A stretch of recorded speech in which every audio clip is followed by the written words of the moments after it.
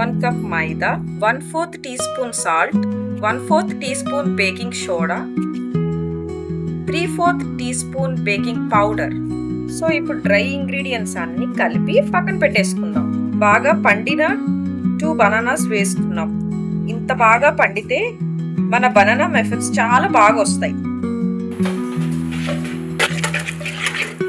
So ఇలా mash చేసుకున్న బనానాస్కి next ingredients add చేసుకుందాం. 1/4 cup brown sugar, 1/4 cup sugar. So మంచిగా ఇలా మిక్స్ చేసేసుకుందాం.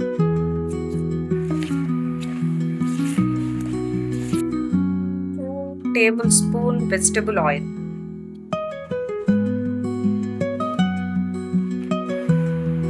2 table spoon melted butter,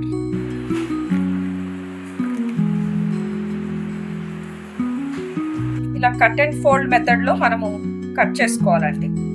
baking ఎక్కువగా ఈ మెథడ్ యూజ్ చేస్తాం మనం.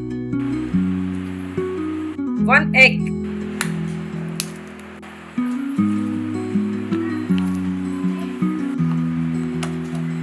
2 tablespoon butter milk, 1/2 tablespoon vanilla extract.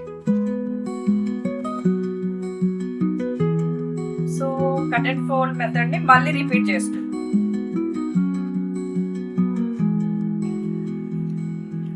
మైదా, baking soda, baking powder, salt వేసి మిక్స్ చేసి పక్కన పెట్టుకున్నాయి. ఇప్పుడు ఈ లిక్విడ్ దాంట్లో మిక్స్ చేసేస్తాను.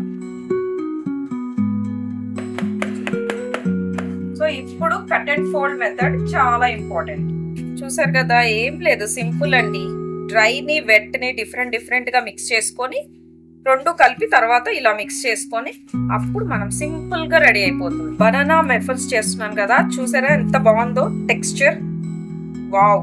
బనానా మఫిన్స్ కోసం నేను సిద్ధపరిచిన ఈ మిక్స్చర్ ని ఇలా కట్ అండ్ ఫోల్డ్ మెథడ్ లో మిక్స్ చేసుకొని ఇంత సింపుల్ గా ఈజీగా మనం ఎలా చేసుకోవాలో చూసారు కదా. సో ఫైనల్ ప్రొసీజర్ కి వచ్చేసా. ఇలా కప్ కేక్ మోల్డ్స్ లో మనము బటర్ పేపర్ వేసుకొని ఒక్కొక్కటి వేసుకుందాం. ఇంత సింపుల్ టేస్టీ స్నాక్స్ పిల్లలు ఈ సమ్మర్ హాలిడేస్ లో ఇట్లాంటి డిఫరెంట్ టేస్టీ బేకింగ్ ఐటమ్స్ అంటే చాలా ఇష్టపడతారు. సో మనం ఇంత సింపుల్ గా ఇంట్లోనే చేసుకోవచ్చు కదా. వీటిని కప్ కేక్స్ అనొచ్చు, మఫిన్స్ అనొచ్చు, ఎనీథింగ్. మీరైతే వీటికి ఏమైనా కొత్త పేరు పెడతారా? నేనైతే బనానా గుట్ట పొంగనాలు. సో ఇలా డ్రై ఫ్రూట్స్ తో గార్నిష్ చేసుకుంటే ఇంకా బాగుంటాయి.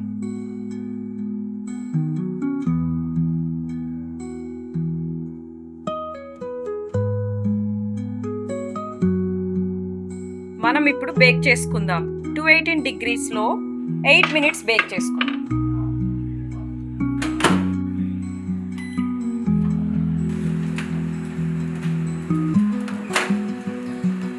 సో మన బనానా కప్ కేక్స్ రెడీ అయిపోయాయి.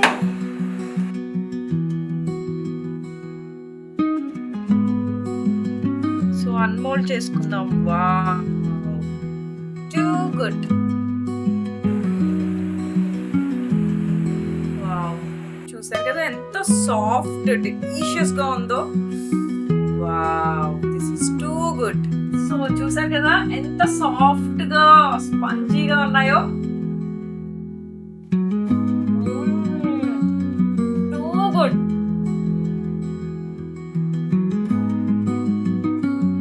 Wow, this is too good.